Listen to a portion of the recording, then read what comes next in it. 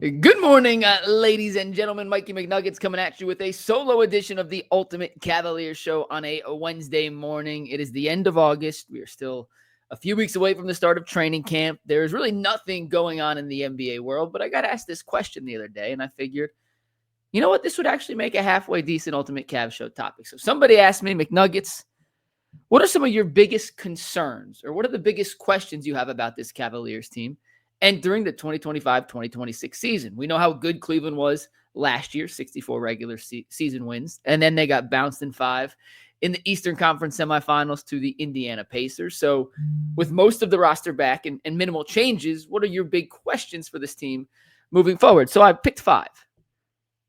But I couldn't just pick 5 because an NBA team has 5 starters, but you need a good 6-man. So I'm going to give you 6. And we'll start with the 6-man. Number 6 on my list of questions, concerns for the upcoming season, and more just things we need answers to. They're not necessarily concerns, all of them, is how will Cleveland integrate DeAndre Hunter more into both their overall offensive game plan and their overall defensive game plan?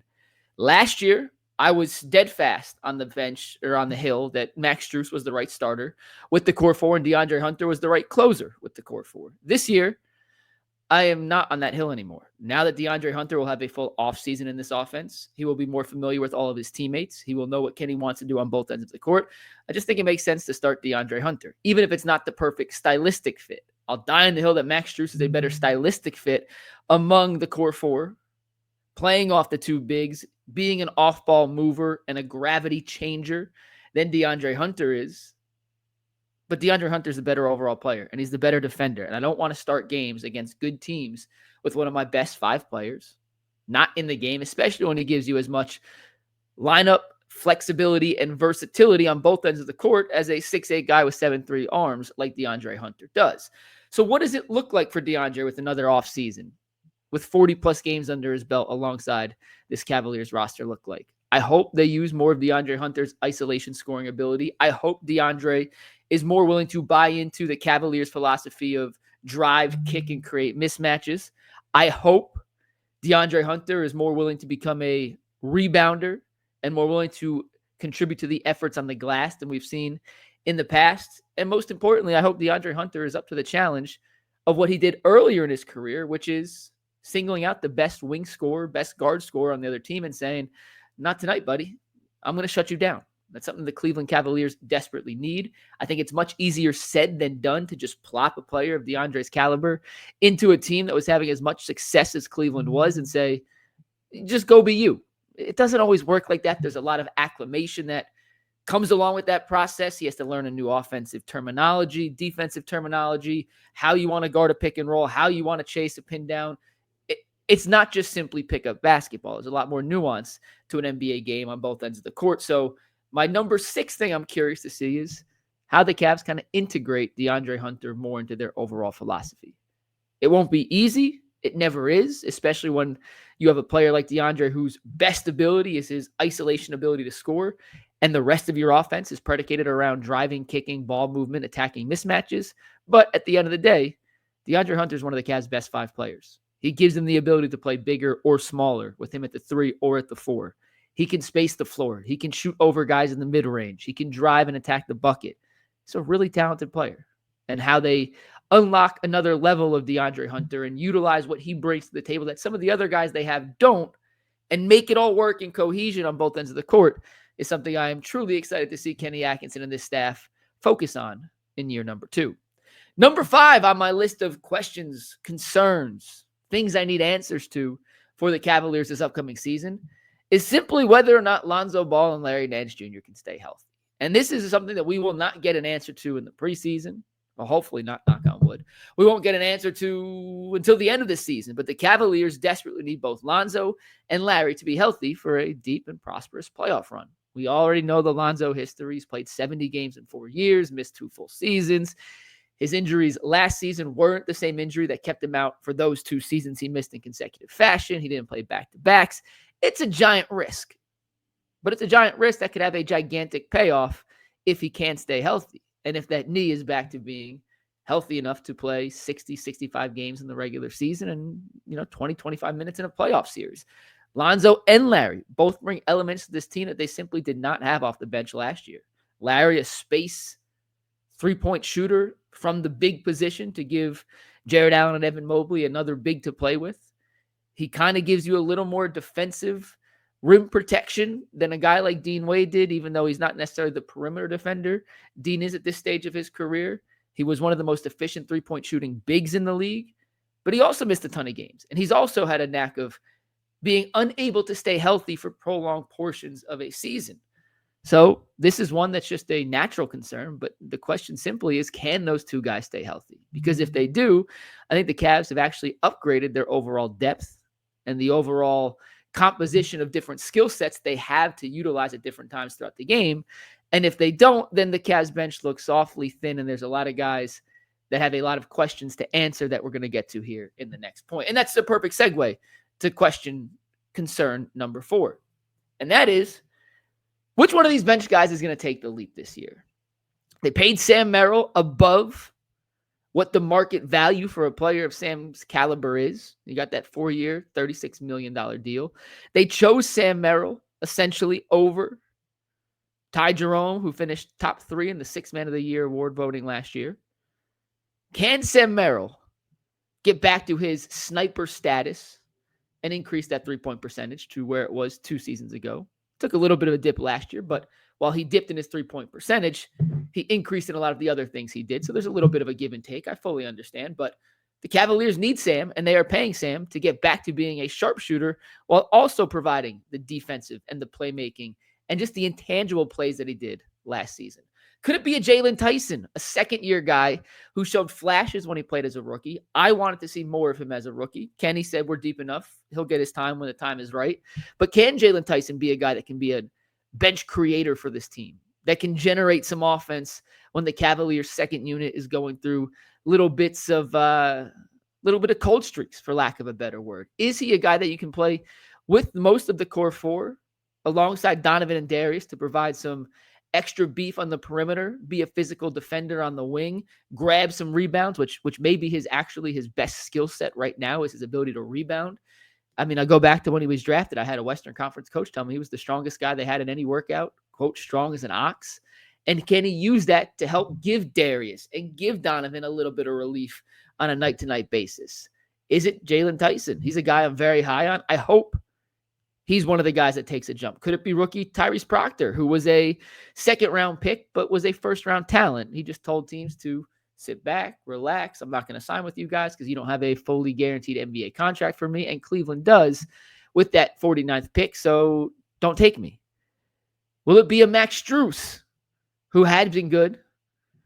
Maybe was the Cavs' second-best playoff player against Indiana.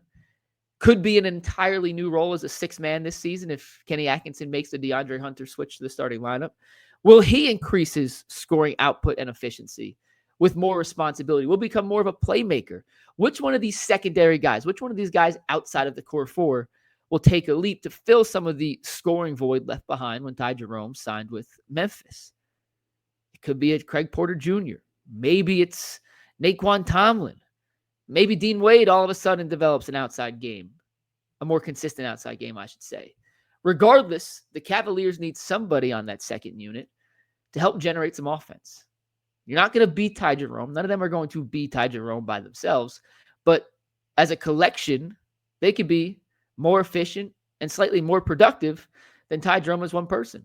And Lonzo Ball and Larry Nance Jr. are also in this conversation, but we kind of more know what those guys are as proven veterans than we do for some of these young guys. And like I said, it could be Porter, it could be Tyson, it could be Merrill, it could be Proctor, Luke Travers, who knows? There's a bunch of different options. And I do believe Kenny Atkinson is going to give a bunch of these guys a chance to showcase what they can do early, especially before Darius Garland returns from his injury. So who's going to step up, take advantage of the spotlight, and claim a roster spot that would claim a roster spot that will be hard to take away even when Darius Garland comes back. Let's take a break real quick before we get to our next 3. And just a quick reminder that FanDuel is America's #1 sportsbook. It's also the only sportsbook we like here on the Ultimate Cleveland Sports Show and the Ultimate Cavaliers Show. If you have a winning FanDuel ticket, please send it in so we can feature it here on the show in the coming days, whether you're betting on baseball, basketball, hockey, soccer, you name it, you can find it on FanDuel. They have plenty of future bets you can bet on too. If you like the Browns to win more than 5.5 games, you can find those odds. Or if you like the Browns to win fewer than 5.5 games, you can find those odds as well. You can find it all on FanDuel, America's #1 sportsbook. All right, question, comment, concern number 3 has to do with one Darius Garland. We know Darius is going to miss at least the first part of training camp. I assume, and this is based off what I've been told and based off what's been reported, based on how the Cavs have given us the information step by step, that Darius probably will miss some part of the season. How long? To be determined. My guess would be a couple of weeks, but who knows? I don't think there's any rush for Cleveland to get him back on the court. They know it's a long season. They know they need Darius for the end of the year, not the beginning of the year. And I think they're just going to take an extra ounce of precaution to make sure they're not putting their catalyst at risk. So when does he come back? And when he does come back, how can he become a more valuable defender to this team? There's 2 things we're going to have to learn about Darius Garland this year. Is A, you know what? I'm going to save A because it relates to number 1 on this list. I'll save that. But B, as it stands right now in a playoff series, every team's going to attack Darius. Is that right? Is it fair? That's up for you to decide. But that's just the reality of the situation. Look how every team the Cavs have played in the playoffs over the last 3 seasons has attacked this Cavaliers defense. It's put Darius in a mismatch, force him to switch on to a bigger defender, and see if he can hold up one-on-one 20, 25 times a game. Will his body hold up? Will he be able to force enough tough looks to get their top scorers out of a rhythm? Now, Darius is back working out. I saw a video of him today going through some drills, taking some jump shots in the gym, which is a great sign. But he had a couple months here where he really wasn't able to walk and move around, and I'm hoping that he spent some of that time putting on some upper body strength, solidifying his balance, making sure his core is as strong as possible, making sure his body is as strong as possible to endure an 82-game season. Guys are getting hurt more and more now than they ever have in the past because the game is more physical than ever. It's faster than ever. These athletes are more explosive than ever. And a lot of the smaller guys, like, it just is really hard to keep your bodies finely tuned running at that level for an entire year. And we'll talk about Donovan next. But even a guy like Donovan's broken down at the end of seasons over the last couple of years. So how does Darius come back as an improved defender? Can he? He's never going to be great. He doesn't have to be Alex Caruso or Kason Wallace. Like, he doesn't have to be that level of defender. He just can't be the easy and only target that teams are going to pick out night after night after night.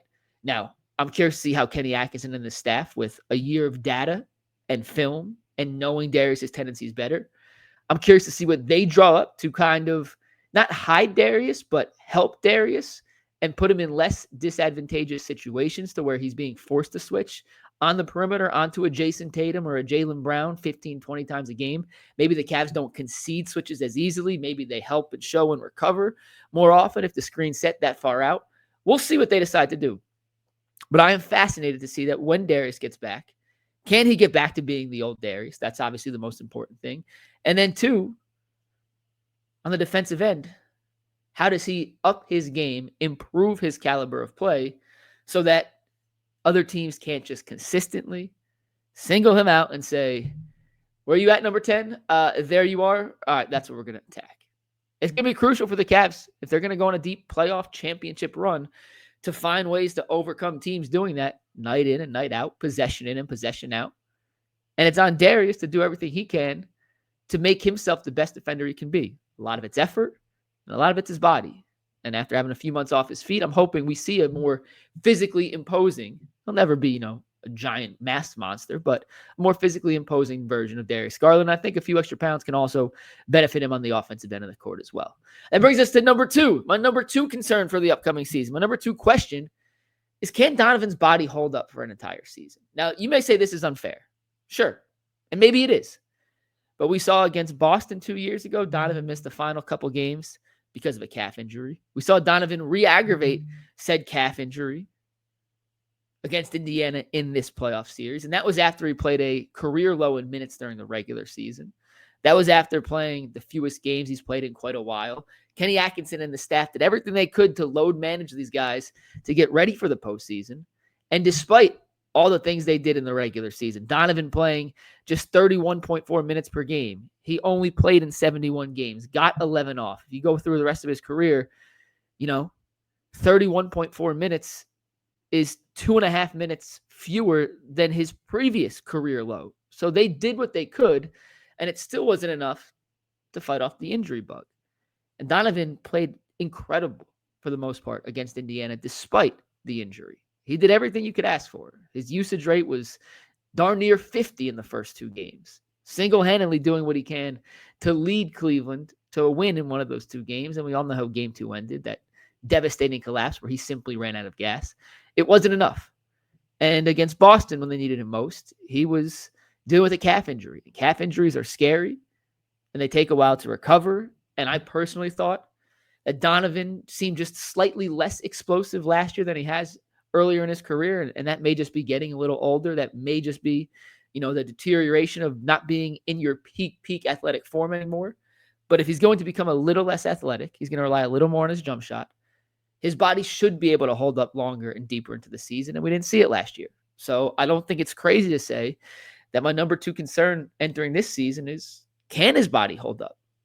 And can Kenny Atkinson and this staff do a better job of load managing him to make sure that when the playoffs come around, he is as fresh as humanly possible to go on a deep playoff run? Because without Donovan Mitchell at his peak form, Cavs really don't have a shot to win at all, in my opinion. They need Donovan Mitchell at his apex, and they also need Evan Mobley to be a number 1 option. And that is the number 1 question that I have for this upcoming season. Can Evan Mobley take that next step? Is it truly inside Evan to become an alpha dog, to be a more aggressive, assertive offensive force, to be the guy that in crunch time situations and in the clutch, Donovan would feel comfortable giving the ball off to and saying, go make a play, Evan. It's one thing for Donovan to tell us, to speak of it.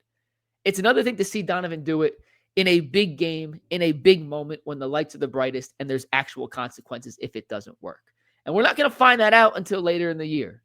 Maybe earlier in the year, but I'm talking about big stakes, high pressure games, and you frankly just don't find those in November and December. So I'm talking when they're in a playoff hunt, when they're fighting for playoff seeding. Maybe it's in the playoffs if they run away with the Eastern Conference like they did last year. But can Evan take that step and be the alpha dog? Because I said it a second ago, I'll say it again. To win a championship, which is the Cavs' goal this year, anything short of a championship will be, frankly, a disappointment. They have to at least make the finals to live up to expectations. They need Donovan at his apex, and they need Mobley to take that jump from being a 15 to 20 player in the NBA, somewhere in that range, to like an 8 to 12 player in the NBA. And it's not a giant jump numbers-wise, but to get to 8 to 12 from 15 to 17, 15 to 18, you got to jump over some really darn good players to get there. And I believe Evan Mobley has all the talent in the world and all the potential in the world and all the skill in the world to make that jump. I believe it. But does Evan? I don't know. I think he's starting to believe it. And there's no better circumstance or no better situation you could possibly be in than the situation he is currently in, where Donovan has said out loud, it's on Evan. Where Kenny and Koby have said out loud, to win, we need Evan. Where Darius is going to miss the first few weeks of the season, potentially. Going to be thrust and catapult into a spot, Evan, where you are the guy that can take those shots, that can take those extra offensive opportunities. The Cavaliers got rid of Ty Jerome and brought in Lonzo Ball to put with you on the second unit because Lonzo's going to feed you the ball as frequently as he can, because that is what Lonzo does. He finds the mismatch and he gets that mismatch the ball, and you are the Cavs' single biggest mismatch on the basketball court. So can you, Evan, become that apex predator? You may never be a killer. And people confuse being an apex predator with being a killer. Donovan is the Cavs killer. And even last year, Darius in the clutch was a Cavaliers killer. Evan may never have to be the closer, but he has to be the guy that for stretches in the second quarter, third quarter, first quarter, in the fourth quarter at times, when the Cavaliers offense gets stagnant and they stop making jump shots, Cleveland can throw the ball downside into Evan Mobley and say, Evan, go get a bucket. Evan, go make a play. Evan, go be aggressive and take advantage of this mismatch. Once again, I believe he can do it. Kenny Atkinson believes he can do it. Donovan Mitchell has said on multiple podcasts and in multiple interviews, he needs Evan to do it for the Cavaliers to reach their top potential. So the question is, Evan, we believe in you. Do you? And are you going to make us look smart? Or are we all going to look like idiots at the end of next season? It's on your plate, Evan. And I hope you make the right choice. I hope it is inside you. That's going to wrap it up on a Wednesday morning for an Ultimate Cavs show. Mikey McNuggets coming at you. We'll be back next week with Jason Lloyd once again. But make sure you guys check out UCSS today. It is Jason, it is Dustin, it is my guy, Earl the Pearl, in the host chair for the first time. That's in about 2.5 hours. Until then, I'm Mikey McNuggets. And remember, go Cavs. Peace.